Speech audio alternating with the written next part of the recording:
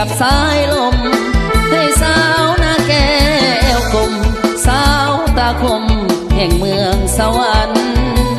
ได้ฟังเสียงเอ่ยสาวเอ่ยอย่าล้วนลืมกันถึงเฮาจะอยู่ห่างกันก็อย่าหันเปลี่ยนแปลงหัวใจอายห่างน้องมาก็เพียงแต่ห่างกันยาจิตใจในดวงอุลาอุทิศมาบอกเคยหวั่นไหวยังหักน้องอยู่ยอดสู้เจ้าอย่าลายใจถึงเฮาจะอยู่ห่างไกลห้องหัวใจเฮาให้ตรงกันใจอายใจน้องสองใจเฮาให้กลมเกลียวอย่ามีซึ่งวันควรเลี้ยวบิดเบี้ยวเฮหันขอให้เหมือนเก่าข้างเฮาเคยอยู่ห่วมกัน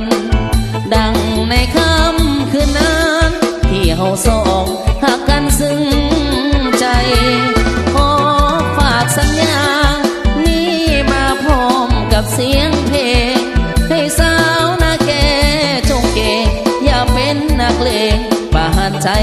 สายหน้าแก่สาวอย่าทำท่าเป็นคนลืมไว้อย่าแกล้งปานหัวใจของผู้ชาย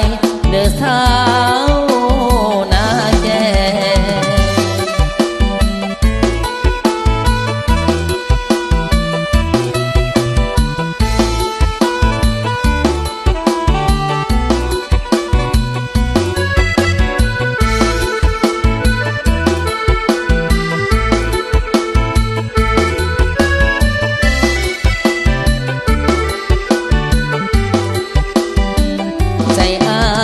ใจน้อง